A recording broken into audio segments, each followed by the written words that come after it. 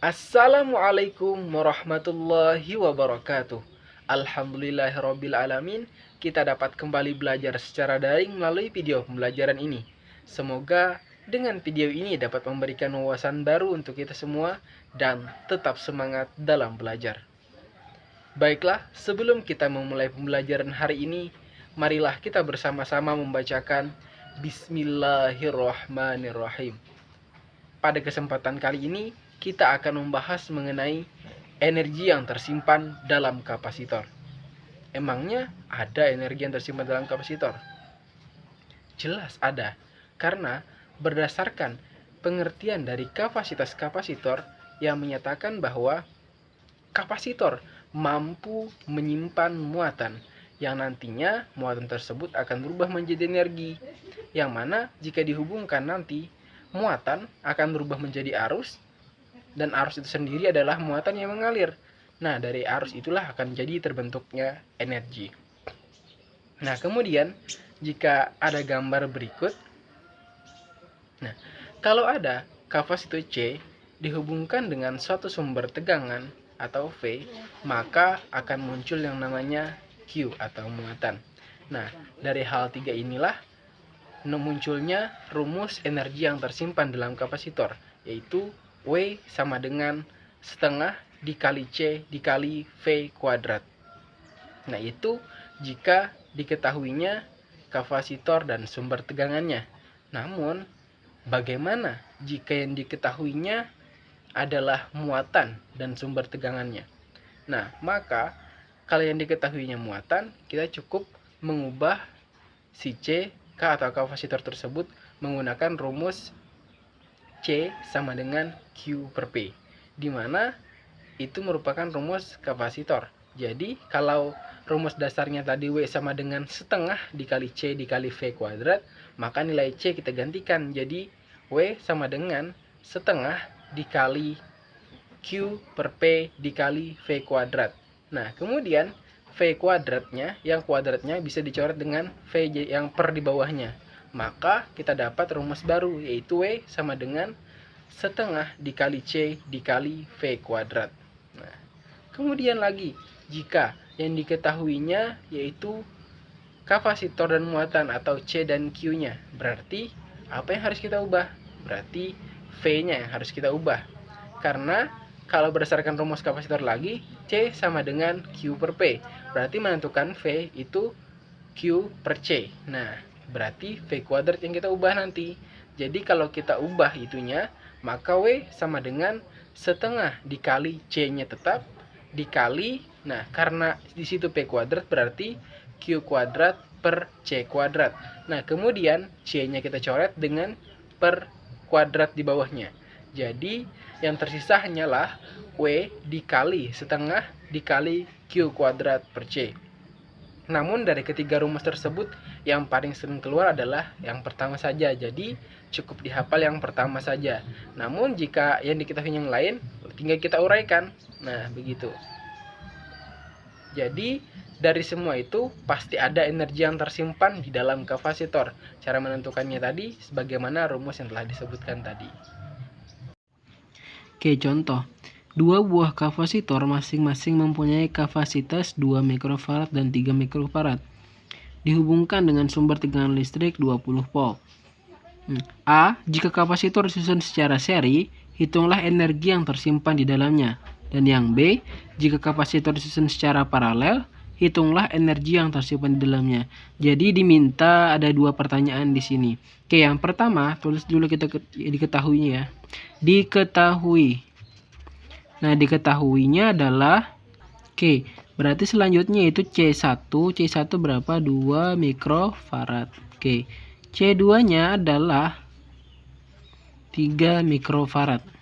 Kemudian V-nya atau sumber tegangannya itu adalah 20 volt. Nah, ini yang ditanyanya adalah energi yang tersimpan di dalamnya atau si W. Nah, yang pertama itu disusun secara seri, yang kedua disusun secara paralel. Kita menyelesaikan yang seri dulu. Yang pertama A ya. Seandainya dua muatan disusun seri, berarti susunnya sejajar secara mendatar ya. Nah, kemudian dihubungkan dengan sumber tegangan. Nah, oke, misalnya di sini C1, di sini C2, di sini muatannya 2 mikrofarad, di sini 3 mikrofarad. Maaf, ketinggalan voltnya. Sini 20 volt. Nah, selanjutnya karena P ini merupakan V total ya, sumber tegangan ini merupakan V total, sudah dijelaskan sebelumnya. Berarti untuk menentukan W-nya kita harus mencari C total dari seri. Nah, ingat rumus C total atau kapasitor pengganti dari seri adalah, yaitu rumusnya 1/C total atau CT singkat ya. Jadi 1/C1 ditambah 1/C2. Nah, kemudian kita masukkan 1/CT itu sama dengan 1/2 ditambah 1/3. Maka 1/CT itu kita samakan penyebutnya, nggak boleh dijumlah langsung ya. Jadi kalau disamakan jadi 6 ya, 6 bagi 2 itu 3, dikali 1 3, tambah 6 bagi 3 itu 2, dikali 1 itu juga 2. Nah, maka didapatnya 1/CT itu sama dengan 5/6. Berarti kalau kita balik nih supaya jadi CT/1 atau CT aja lagi, berarti CT sama dengan 6/5. Nah, oke. Ini masih mikrofarad ya. Nah, oke. Kemudian, nah untuk menentukan di sini kan diketahuinya ada kapasitor, ada sumber potensial. Nah, berarti ini yang totalnya ya. Berarti kita dapat bahwa untuk menentukan energi yang tersimpan di dalamnya, kita tulis aja WT ya, karena ini total. Jadi setengah dikali C total, CT aja deh, dikali V kuadrat. Nah, karena V ini sudah duluan total ya, jadi setengah dikali CT nya 6/5. Oke, karena dalamnya disimpan itu satuan joule, maka kita harus ganti ini jadi farad aja lagi, jadi dikali 10⁻⁻6 dikali 20 kuadrat ya. Nah, kemudian kalau kita ubah jadi setengah dikali, tulis aja dulu 6/5 dikali 10⁻⁻6, 20 kuadrat 400 ya. Nah, oke. Ini kan 2 kali 5 ini 10 nih. Berarti bisa kita coret sama 0 di sini 1. Nah, berarti yang tersisa adalah 1 dikali 6 dikali 6 kali 10 minus dikali 40 ya. 40 dikali 6 aja dulu berapa? 240. Oke, dikali 1 kan tetap nih. Kalau kita tuliskan dulu sementara 240 dikali 10⁻⁻6. Tapi kalau berdasarkan penulisan dari si notasi ilmiah yang benar adalah itu, jadi di sini 2,4 dikali 10⁻⁻4 karena ibaratnya dikalikan 100 lagi nih untuk memajukan koma. Nah, jadi gini. Berarti didapat bahwa untuk energi yang tersimpan jika rangkaian seri adalah 2,4 kali 10⁻⁻4 Joule. Nah, kemudian kita susun secara paralel yang kedua, yang B. Berarti kita harus juga menentukan C totalnya. Kan berarti rumus C total pada rangkaian paralel adalah CT sama dengan C1 tambah C2. Berarti 2 ditambah 3, maka dapatnya 5 mikrofarad. Oke, nanti mikrofarad ini diubah lagi ya, jadi farad aja lagi kalau sudah masuk ke rumus energi yang tersimpannya. Jadi WT lagi itu sama dengan setengah dikali C dikali V kuadrat. Berarti setengah dikali C nya berapa? C nya 5, berarti langsung aja 5 kali 10⁻⁻6 kali V kuadrat tadi 20 kuadrat. Berarti setengah dikali 5 kali 6 dikali 400 ya. Oke, kita coret 4 sama 2 ya, sisa 2. Berarti 2 kali 5 kan 10 kali 2 1000 ya, berarti 1000 kali 10⁻⁻6. Oke, kalau dimuat jadi diubah jadi notasi penulisannya jadi 1 dikali 10⁻⁻3 nih. Karena 1000 di sini minus 6. Jadi untuk jadi 1 berarti sini jadi sisa minus 3 Joule ya. Nah, berarti jadi besar energi yang tersimpan jika disusun dengan cara paralel itu lebih besar ketimbang disusun secara seri pada kapasitor. Oke, contoh selanjutnya, muatan 50 mikrocoulomb diberikan pada kapasitor 2, mikrofarad. Berapakah energi yang tersimpan dalam kapasitor tersebut? Oke. Nah, apa yang diketahui dari sini?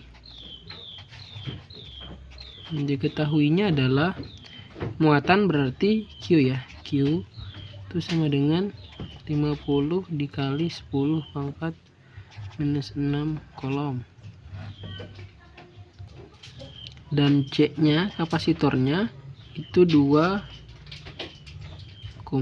atau enggak ditulis 0 ini enggak apa-apa, dikali 10 pangkat minus 6 farad. Nah, kemudian pertanyaannya energi yang tersimpan. Nah, berdasarkan tadi yang di awal dijelaskan bahwa jika diketahuinya muatan sama kapasitor berarti itu menggunakan rumus yang terakhir. Maka W sama dengan setengah dikali Q kuadrat per C.